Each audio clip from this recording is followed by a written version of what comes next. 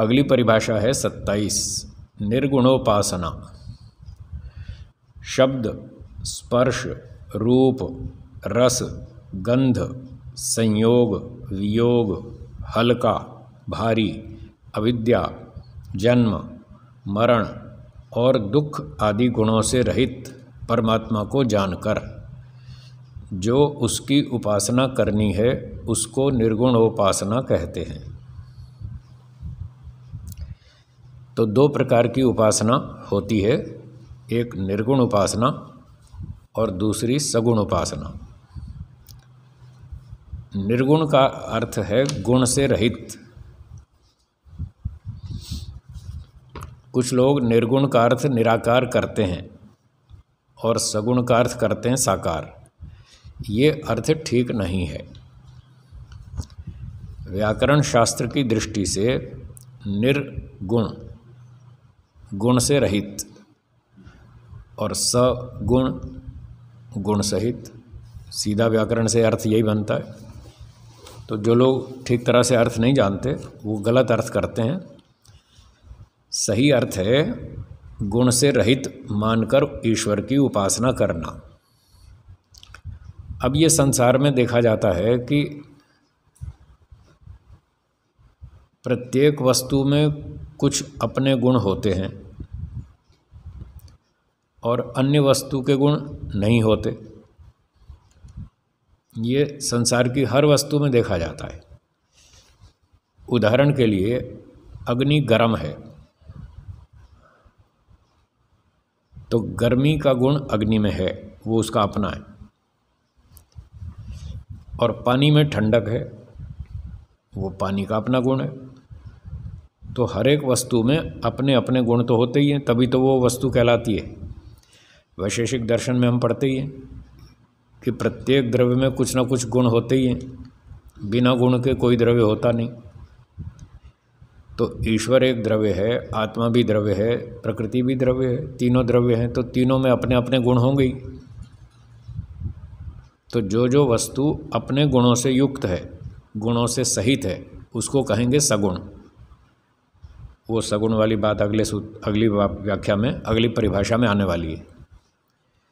तो जो भी पदार्थ है वो अपने गुणों से सहित है, इसलिए उसको सगुण कहेंगे। परंतु अन्य पदार्थ के गुणों से वो रहित है, वो उसका निर्गुण स्वरूप कहलाएगा। तो जैसे अभी उदाहरण दिया था गर्मी और अग्नि का, गर्मी अग्नि का अपना गुण है, इसको कहेंगे सगुण। और ठंडक जल का अपना गुण है, तो जल को जब ठंडक से युक्त कहेंगे तो सगुण कहेंगे। अग्नि को गर्मी से युक्त कहेंगे तो सगुण कहेंगे। पर जल की ठंडक अग्नि में नहीं है, जल की ठंडक से अग्नि रहित है, इसलिए इसको निर्गुण कहेंगे अग्नि को। तो अग्नि का निर्गुण स्वरूप ये होगा कि वो जल की ठंडक से रहित है, और जल का निर्गुण स्वरूप ये होगा कि वो अग्नि की गर्मी से रहित है, उसमें अपनी गर्मी नहीं है, वो तो अग्नि से आती है। तो इस प्रकार से प्रत्येक वस्तु अपने गुणों से युक्त या सहित होने से उसको सगुण कहा जाता है, और दूसरे पदार्थ के गुण से रहित होने के कारण उसको निर्गुण कहा जाता है। तो जैसे अग्नि और जल बताया, ऐसे ही हर वस्तु है। पृथ्वी है वो ठोस है, वो उसका सगुण स्वरूप है। पानी है वो द्रव है, लिक्विड है। तो लिक्विड, जल के लिक्विड गुण से, द्रवत्व गुण से पृथ्वी रहित है, ये पृथ्वी का निर्गुण स्वरूप हुआ। तो ऐसे ही हर चीज़ का समझ लीजिए। ये जड़ पदार्थों के उदाहरण दिए, ऐसे ही चेतन आत्मा है, ऐसे ही चेतन ईश्वर है। ईश्वर के अपने गुण हैं, सर्वज्ञ है, सर्वव्यापक है, सर्वशक्तिमान है, ये उसके अपने गुण हैं। जो उसके अपने गुण हैं उन गुणों से सहित होने के कारण उसको सगुण कहेंगे। और जीव के गुणों से ईश्वर रहित है, प्रकृति के गुणों से भी रहित है।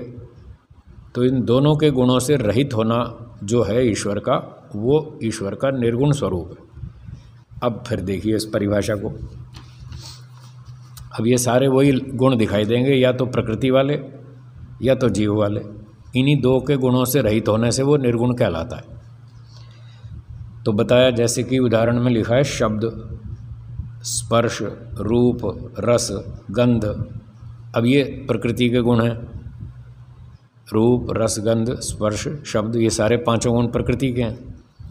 ईश्वर में रूप नहीं है, वो निर्गुण हो गया। प्रकृति वाले रूप गुण से रहित होने से निर्गुण हो गया।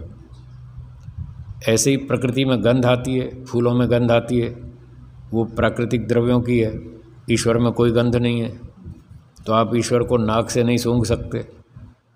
उसमें रूप नहीं है तो आँख से नहीं देख सकते। फिर भी देखो कितनी लाइन लगी है मंदिरों के बाहर भगवान का दर्शन करने की, जबकि उसमें रूप है ही नहीं, तो क्या देखोगे। रूप तो भौतिक जड़ पदार्थों में होता है। मंदिर में जाएंगे, मूर्ति का दर्शन करेंगे, वो मूर्ति तो जड़ वस्तु है, वो तो रूप वाली है। रूप तो प्रकृति का गुण है। तो ईश्वर रूप से रहित है, आँख से नहीं दिखाई देगा, उसमें रूप गुण नहीं है, इसलिए उसको निर्गुण कहते हैं। तो रूप, रस, गंध, शब्द, स्पर्श, ये पांच गुण प्रकृति वाले ईश्वर में नहीं हैं।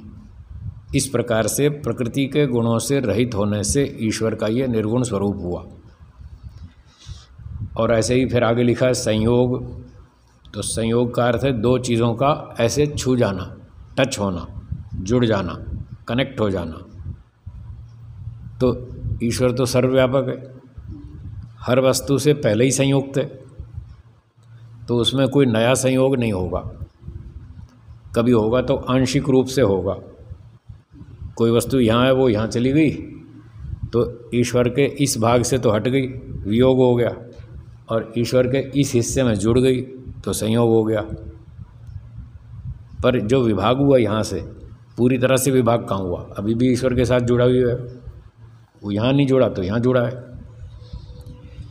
तो संयोग जो हुआ वो आंशिक है, क्योंकि ईश्वर व्यापक है। जो पूरी तरह से संयोग होता है वो एकदेशी पदार्थों में होता है। वो एकदेशी पदार्थ दोनों आपस में संयुक्त भी होते हैं और वियुक्त भी होते हैं। जैसे मान लीजिए ये दो उंगलियां हैं, ये एकदेशी हैं, तो ये पूरी तरह से एकदेशी हैं, तो ऐसे इनका संयोग हो गया और ये वियोग हो गया। तो पूरी तरह से संयोग हो गया, पूरी तरह से वियोग हो गया। ये उन पदार्थों में नियम लागू होता है जो एकदेशी हों, ऐसे और ऐसे।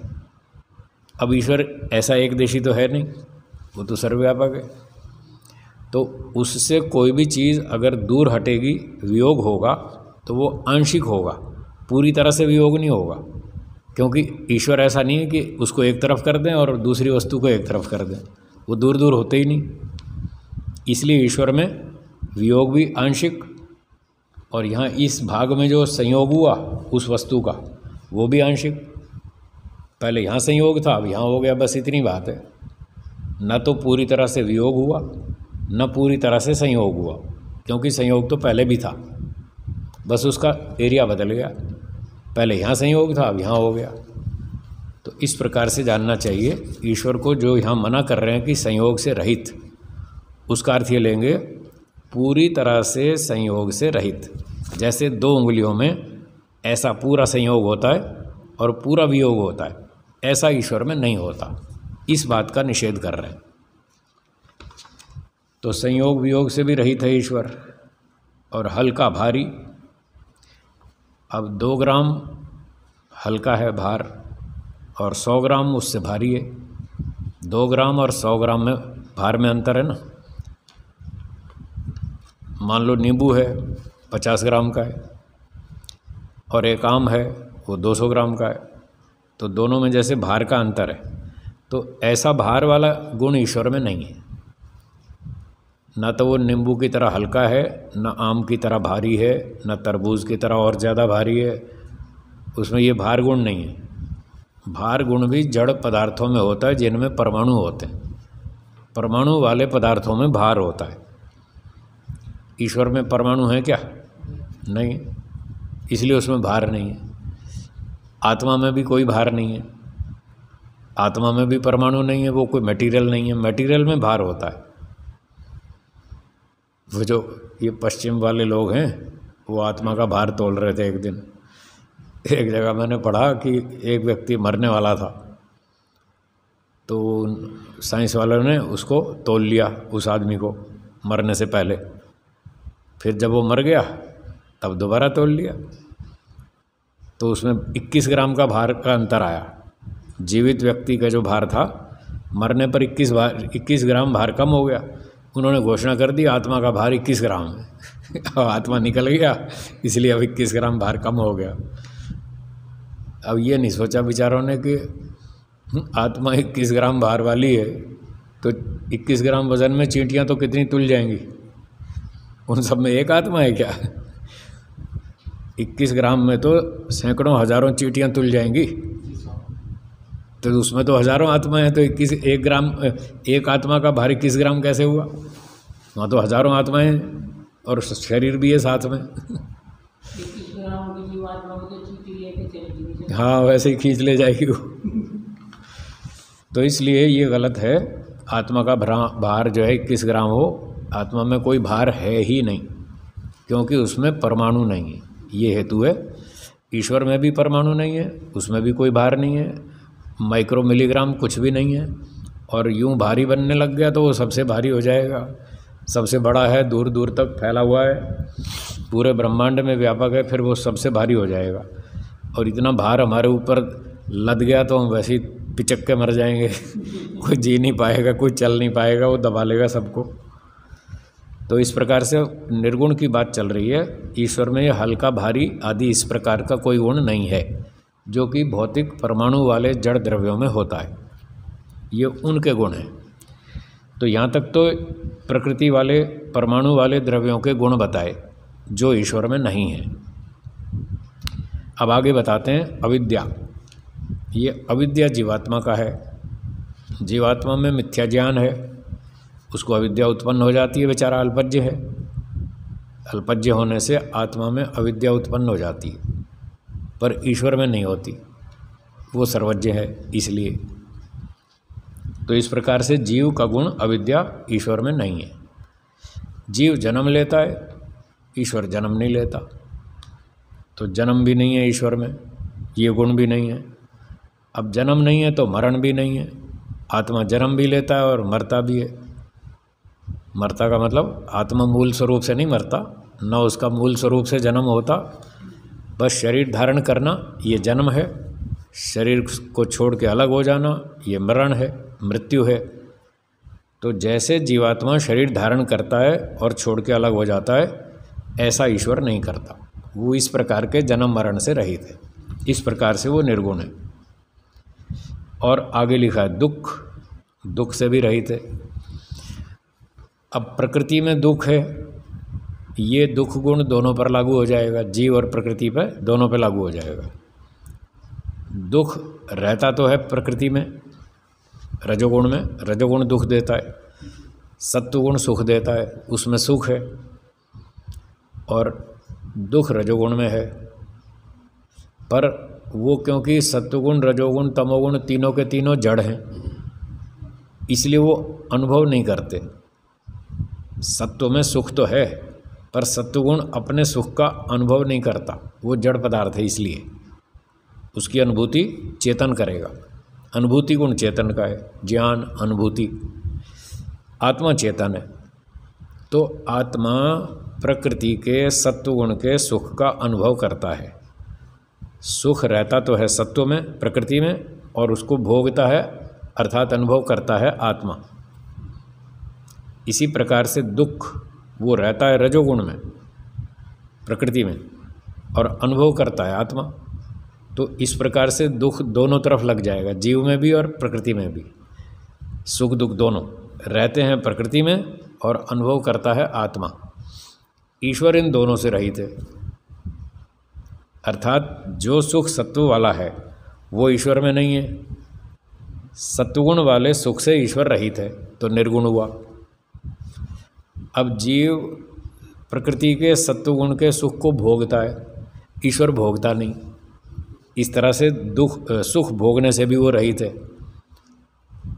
प्रकृति वाले सत्वगुण के सुख को ईश्वर नहीं भोगता, अपने आनंद को तो भोगता है, हाँ, फिर गड़बड़ नहीं करना।